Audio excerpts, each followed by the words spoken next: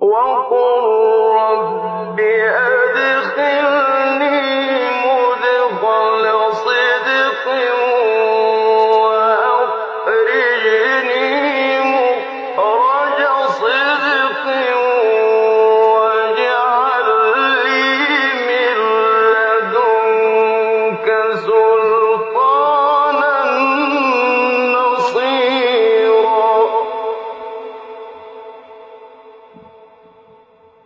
Chers frères et sœurs, nous avions parlé lors du prêche de la semaine dernière du châtiment de la tombe, de la vie dans la tombe, en tant qu'une vérité du credo islamique, une vérité doctrinale qui ne peut être réfutée que par quelqu'un qui réfute les vérités du Coran ou qui réfute les vérités de la sunna du prophète sallallahu alayhi wa sallam.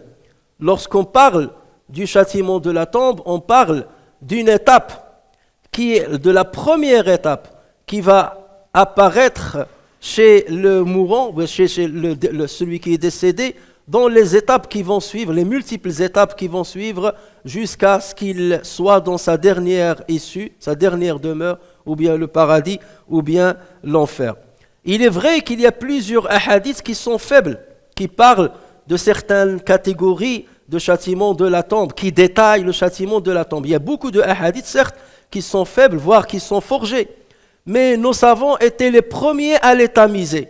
Nos savants ne voulaient pas, d'une manière ou d'une autre, faire peur aux gens ou utiliser ces hadiths-là pour inciter les gens à faire le bien. Non, on incite les gens à faire le bien à travers ce qui est authentique et à travers ce qui est explicite.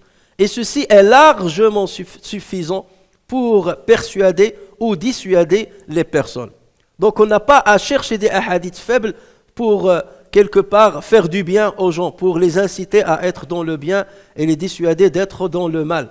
Mais ceci dit, comme on a vu la semaine dernière, il y a énormément de versets coraniques explicites et de hadiths authentiques qui ont été tamisés par les spécialistes de hadith, qui montrent d'une manière qui ne laisse aucun doute que la vie dans la tombe existe et que le sentiment du bonheur ou le sentiment du malheur existe dans la tombe, que la sensation de la douleur existe dans la tombe et la sensation du plaisir existe dans la tombe.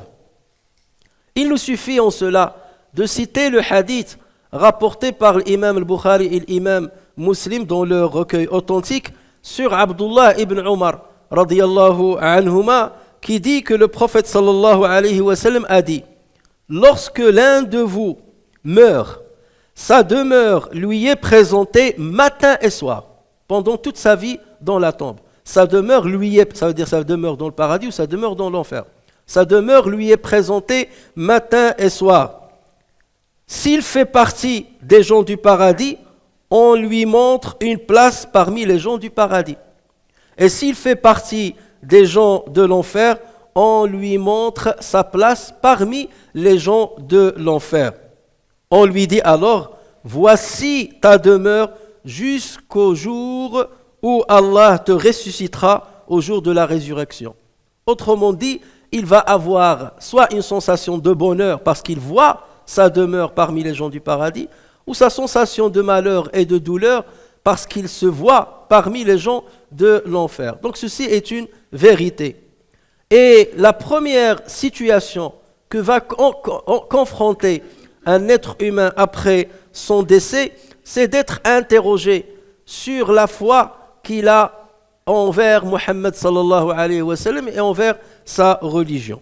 Dans un hadith rapporté par al-Bukhari et Muslim, encore une fois, sur Anas ibn Malik radiyallahu anhu, le prophète sallallahu alayhi wa sallam dit: lorsque le serviteur, et ici il est en train de parler du serviteur qui est venu à l'époque de Muhammad sallallahu alayhi wa sallam ou a posteriori de l'époque de Muhammad sallallahu alayhi wa sallam. Autrement dit, quelqu'un qui a pris connaissance de l'existence du prophète, qui a pris conscience de l'existence de l'islam.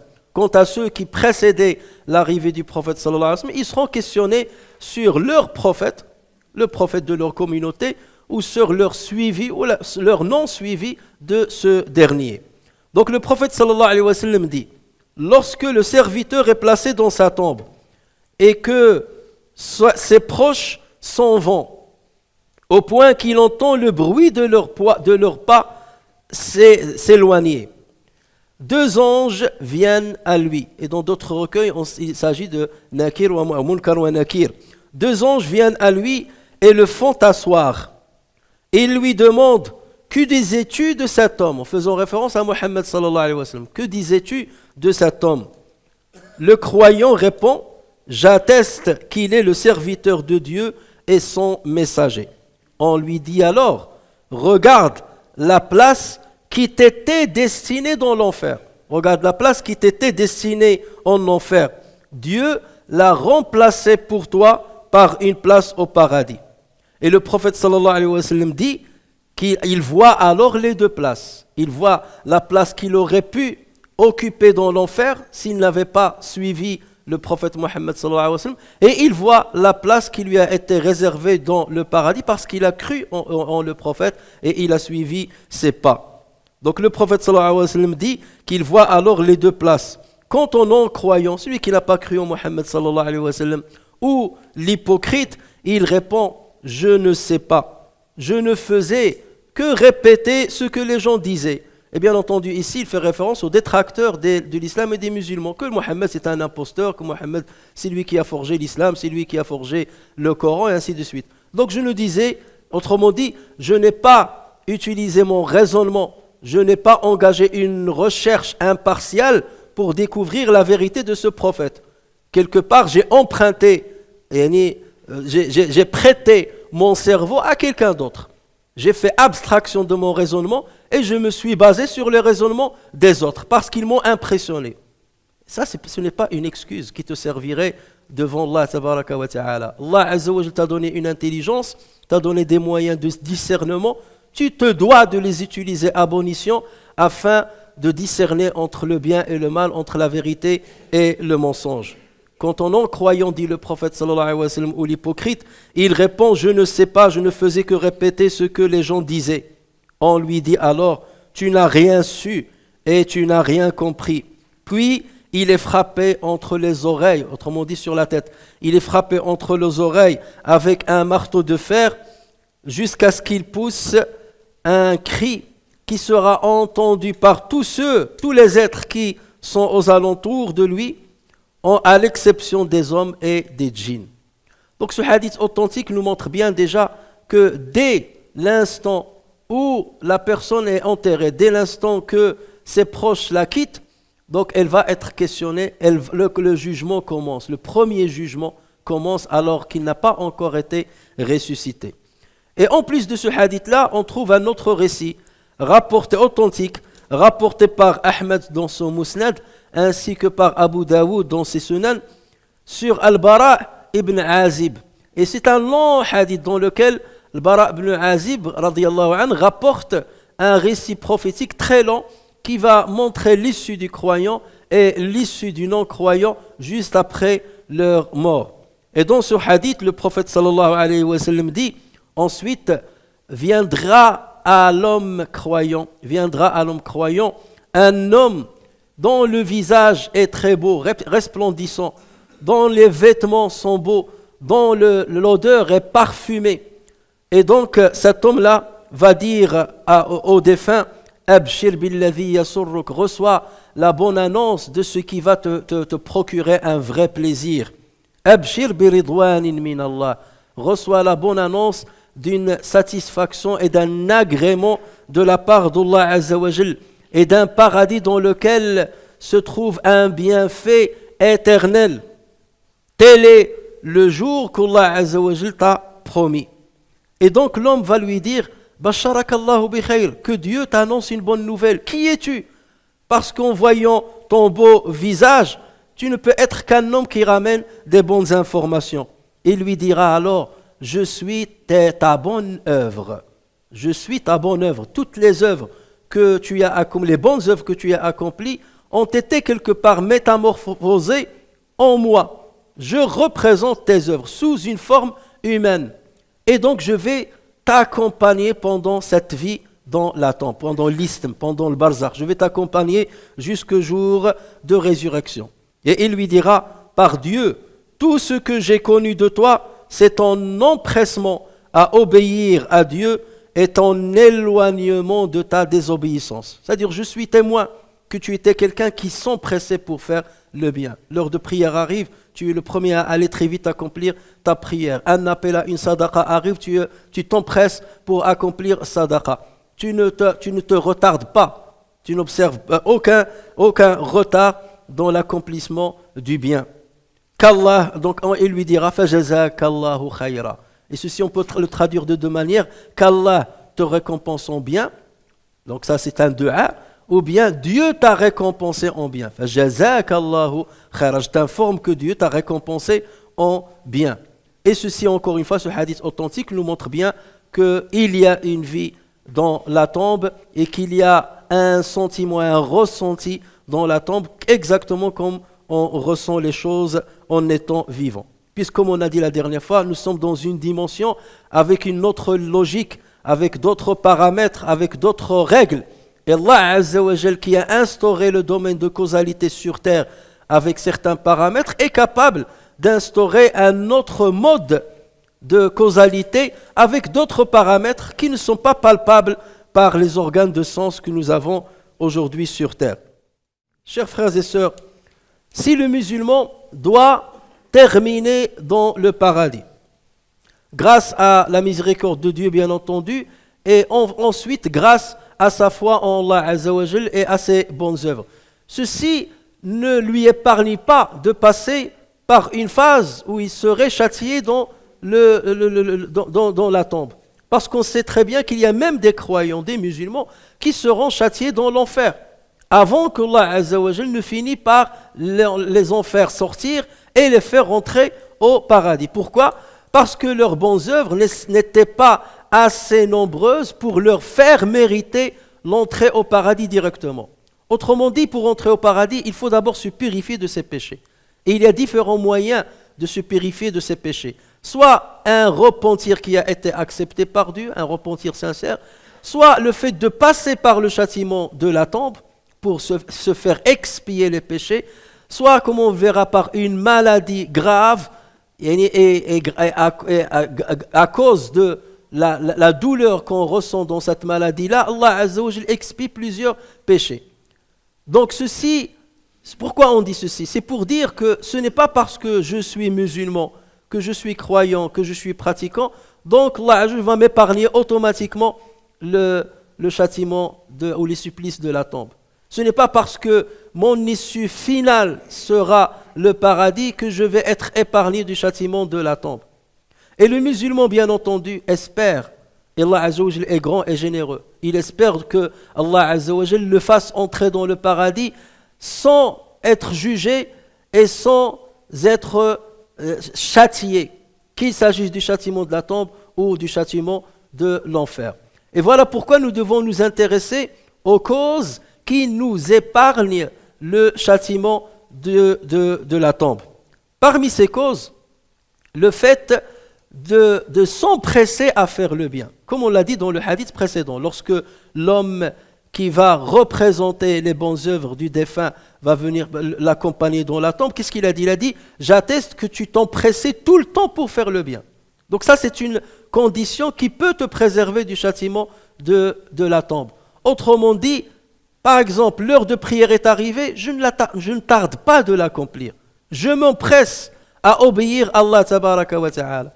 L'appel à la prière dans la mosquée a été lancé, et je sais qu'il a été lancé, et j'ai le temps et la capacité de répondre à l'appel là où il a été lancé, je m'empresse à aller à la mosquée pour accomplir la prière. Donc le musulman qui s'empresse à accomplir le bien, au moment où il faut l'accomplir, c'est quelqu'un qui sera exempté du châtiment et des supplices de la tombe. La deuxième chose, comme on l'a vu aussi dans un hadith précédent qu'on a mentionné la dernière fois, le fait de se préserver de toute souillure, le fait de veiller à être purifié au niveau de son corps et au niveau de ses vêtements et au niveau de sa demeure. Rappelez-vous le hadith dans lequel le prophète sallallahu alayhi wa sallam a informé les compagnons que 2 personnes étaient en train de subir les supplices de la tombe parce que l'une d'elles ne se préservait pas de son urine. les éclaboussures de l'urine touchaient ses vêtements. Rien que cela, ça peut faire mériter à la personne le châtiment de la tombe. Pourquoi ? Parce que nous savons très bien que le prophète sallallahu alayhi wa sallam nous a dit « At-tahur shatrul iman » la purification représente la moitié de la religion. Nous adorons Allah Azza wa Jal par la purification. Nous sommes une communauté de la propreté, de la purification, aussi bien dans le corps que dans les vêtements. Et sur ce point-là, nous avons donné l'exemple au monde entier. Il faut savoir que les gens n'ont commencé à construire des salles de bain dans leur demeure que grâce aux musulmans. C'était les premiers à l'avoir fait. Que les musulmans étaient les premiers à construire des bains publics. Que les musulmans s'intéressaient à l'utilisation de l'eau pour se purifier. Là où d'autres, dans d'autres religions, dans d'autres doctrines, on croyait se rapprocher d'Allah Azza wa Jal par la souillure et par la négligence. On laissait les cheveux n'importe comment, on laissait les vêtements n'importe comment. Les musulmans ont donné une leçon à l'humanité tout entière sur ce que doit être la purification du corps. Et on le voit très très bien, comment on lave nos mains, comment on lave nos bouches, comment on mange d'une manière saine, l'hygiène, comment on est draconien dedans, parce que ça fait partie intégrante de notre foi. Et quelqu'un qui est négligent à cet égard, il risque justement de subir le châtiment de la tombe. L'autre chose, c'est qu'il faut se préserver de nuire à ses frères. Le prophète sallallahu alayhi wa sallam a cité la cause du châtiment de la deuxième personne. C'était une personne qui faisait répandre la médisance, qui transférait la médisance d'une personne à une autre. Et tout ce qui ressemble à ce péché-là, le musulman doit s'en préserver s'il veut se préserver du châtiment de la tombe. Ne pas calomnier les personnes, ne pas médire sur les personnes, ne pas diffuser des doutes sur des personnes, ne pas porter atteinte à l'honneur des personnes, ne pas diffuser des fausses allégations sur les personnes. La quatrième chose, c'est le fait de demander protection auprès de Dieu contre le châtiment de la tombe. L'isti'adha. Allahumma inni a'udhu bika min azabi al-qabr. Répétez ceci souvent, et notamment à la fin de chaque tashahhud, comme on l'a vu la dernière fois. Dans un hadith rapporté par l'imam Ahmed, ainsi que Abu Daoud ibn Majah al-Nasa'i et d'autres, Al-Bara ibn Azib nous rapporte ceci. Il dit, un jour, nous étions partis avec le prophète sallallahu alayhi wa sallam pour enterrer un homme parmi Al-Ansar. Le prophète sallallahu alayhi wa sallam s'est assis et il s'est dirigé vers Al-Kaaba. Et il attendait qu'on creuse la tombe de notre frère. Elle n'était pas encore creusée. Et ensuite, on s'est assis autour de lui. Et personne ne parlait. On avait l'impression qu'il y avait des oiseaux sur nos têtes, tellement ils ont observé un silence extraordinaire. Et là, le prophète sallallahu alayhi wa sallam avait un petit bâton dans sa main qu'il faisait bouger sur terre. Et ensuite, il a commencé à voir vers le ciel et à voir vers la terre, vers le ciel 3 fois. Et ensuite, il a dit « Allahumma inni a'udhu bika min azab al-qabr ». Il leur a dit « Demandez à Dieu de vous protéger du châtiment de la tombe ». Et ensuite, lui-même, il a dit « Allahumma inni a'udhu bika min azab al-qabr ». Et il l'a répété par 3 fois. Donc, dans une situation aussi solennelle que celle-ci, enterrer un défunt, nous devons observer justement ce qu'observaient les compagnons avec le prophète sallallahu alayhi wa sallam. Ne pas parler, ne pas polémiquer, encore moins parler de quelque chose qui a un rapport avec notre monde et avec les jouissances mondaines. Et regardez-nous lorsqu'on va enterrer quelqu'un, tout le monde parle, tout le monde donne son avis, chacun essaie de montrer que c'est lui qui maîtrise, mettez le défunt comme ça, mettez ceci, creusez de cette manière, ne pas creuser de celle-ci, alors qu'on est dans un moment solennel où on doit justement méditer sur ce qui nous attend et se projeter vers ce qui nous attend tous après notre mort. L'autre cause aussi, c'est il y a des causes qui n'ont pas un rapport avec l'acte direct, avec une œuvre directe du croyant. Autrement dit, c'est Allah Azza wa Jal qui prédestine à un musulman une issue qui va automatiquement le préserver du châtiment de la tombe. Et parmi ceci, c'est le fait de subir une maladie mortelle douloureuse. Ceci peut préserver le musulman, bien entendu, s'il observe une patience et il endure devant cette maladie. Dans un hadith rapporté par Tirmidhi, Nasa'i et Ahmed, d'une manière authentique sur Abdullah ibn Yasar. Ce dernier dit: j'étais assis avec Sulayman ibn Surad ainsi qu'avec Khalid ibn Urfuta. Et il voulait suivre un cortège funéraire pour accomplir la prière sur un homme qui est mort suite à une maladie qui touche le ventre. Et là, on parle d'un homme mabtoun. Mabtoun, il a été touché par une maladie qui touche le ventre. Et l'un d'eux a dit à l'autre, tous les deux sont des compagnons, l'un d'eux a dit à l'autre: le prophète sallallahu alayhi wa sallam n'a-t-il pas dit que toute personne qui meurt par cette maladie-là ne subira pas le châtiment de la tombe? Et l'autre lui a dit: si, il l'a dit. Si, il l'a dit. Alors le mabtoun, certains savants l'ont expliqué par le fait d'être touché par une maladie qui touche le ventre. Par exemple, une diarrhée sévère. Certains ont parlé de l'istisqa, ça veut dire une hydropésie. Ça veut dire il a eu un odème, il s'est gonflé d'eau jusqu'à la mort. Certains ont parlé de l'inflammation intestinale ou d'autres maladies internes, abdominales. Mais d'une manière générale, et ça serait l'explication la plus probante, c'est qu'il s'agit de toute maladie grave qui a fait subir à la personne des douleurs atroces. Autrement dit, Allah Azza wa Jal, par ces douleurs-là, il expie des péchés à cette personne, de sorte qu'il ne se retrouve pas à subir le châtiment de la tombe avant d'être jugé dans le delà. Parce que le but, c'est de se purifier de tout ce qu'on a fait avant d'accéder au paradis. Et donc, si Allah Azza wa Jal a mis quelqu'un dans ce genre de situation, ne pensons pas qu'Allah Azza wa Jal est en train de se venger de lui. Peut-être qu'Allah Azza wa Jal est en train de le purifier avec cette maladie de ses péchés. C'est pour ça qu'à chaque fois qu'on va chez quelqu'un qui est malade, on lui dit Tahuran, Inch'Allah. On le rassure. Purification si Dieu le veut. C'est-à-dire qu'avec cette maladie, Dieu est en train de te purifier. Sois courageux et endure dans le bien. Dieu est en train de te purifier et peut-être que ça sera une exemption du châtiment de la tombe. Chers frères et sœurs, pour terminer, la 6e cause qui protège du châtiment de la tombe, c'est le fait de mourir le vendredi ou la veille, Laylat al-Jumu'ah, la veille du vendredi, la nuit du vendredi, la nuit qui précède le jour du vendredi. On retrouve cette vérité dans le hadith authentique rapporté par Ahmed at-Tirmidhi sur Abdullah ibn Amr ibn al-As qui a dit, le prophète sallallahu alayhi wa sallam a dit: tout musulman qui meurt le jour, la journée du vendredi ou la nuit du vendredi, ça veut dire la nuit qui précède le vendredi, ça veut dire celle du jeudi à vendredi, Allah Azza wa Jal le préserve du châtiment de la tombe. La 7e cause, c'est le fait de réciter Surat Al-Mulk.